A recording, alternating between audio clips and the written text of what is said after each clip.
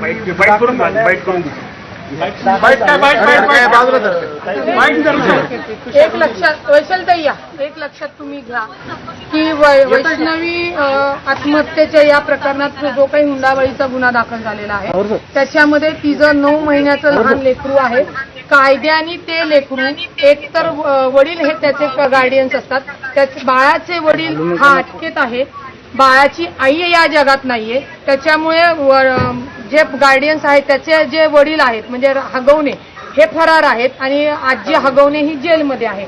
त्याच्यामुळे वैष्णवीचे जे वडील आहेत त्यांच्याकडे कायदेशीरपणे बाळ सुपूर्द करतात. पोलीस याच्यामध्ये मुलाचा ताबा घेऊन ना मामा काका यांच्याकडे देऊ शकत नाही. हगवण्यांना कोणतंही पाठबळ नाही हे स्वतः पालकमंत्री अजितदादांनी सांगितलेलं आहे. लग्न समारंभामध्ये नेत्यांना बोलवणे निमंत्रित करणे प्रत्येक जण बोलवतात आणि परंतु पुढे त्यांच्या वैवाहिक जीवनामध्ये काय अडचणी होतात या खरं कुठल्या नेत्यांवर किंवा आलेल्या पाहुण्यांवर लागू शकत नाही.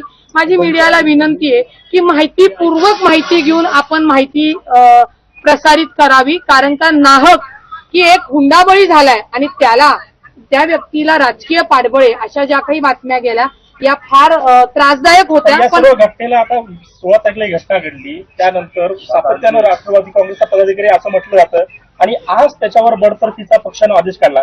इतके दिवस त्याच्यावर कुणीही 7 दिवस हा जो गुन्हा दाखल झाला मला तर मीडियाने कालपासून या बातम्या सुरू केल्या.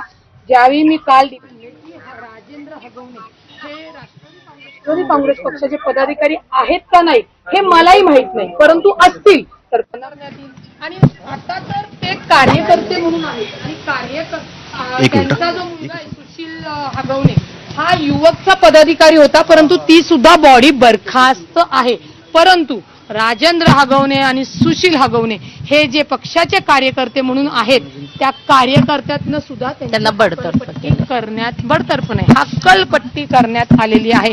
कारण का जो काही वैष्णवीचा घटना या पुणे शहरात घडलेली आहे ही अत्यंत निंदनीय आहे आणि आम्हाला ती लक्षात घ्या. अशा कोणत्याही गोष्टींना कुठलेही म्हणजे आमचे पालकमंत्री पाठबळ घालूच शकत नाही. दादा अत्यंत संवेदनशील नेते आहेत, त्यांना मुलगी नाही म्हणून त्यांना भावना नाही या ज्या काही चुकीच्या बातम्या आहेत ना या कुठेतरी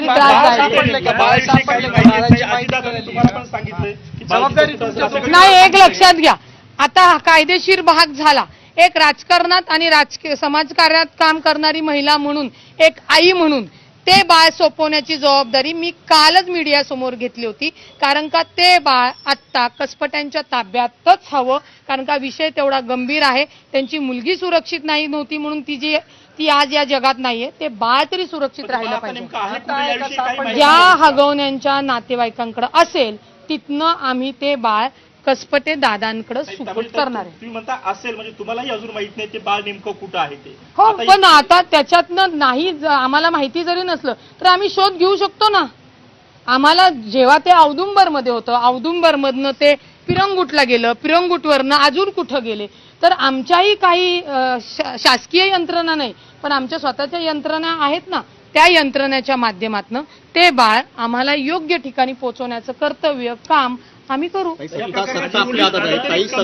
वाटतं का? कारण अजूनही प्रमुख आरोपी ज्याला म्हणलं जातं राजेंद्र हगवणे तो अजूनही सापडत नाहीये, लहान बाळ सापडत नाहीये. 7 दिवस झाले या घटनेला, पण पोलीस नेमकं करतात काय? मुळामध्ये तुम्हाला सांगते याच्यातली नवीन अपडेट सांगते की तुम्हाला असं वाटतंय की राजकीय तो कार्यकर्ता असल्यामुळे त्याचं राजकीय पाठबळ वगैरे तर मुळातच नाही हे मी तुम्हाला सांगितलं. त्याच्यामध्ये सासूला अटक झालेली आहे, त्याच्यामध्ये नंदेला अटक झालेली आहे. आता राजेंद्र हगवणे हा पळून गेलेले, त्याचा तो ते सुशील हगवणे पळून गेलेले, लवकरच त्यांच्या पण मुसक्या आवळल्या जातील.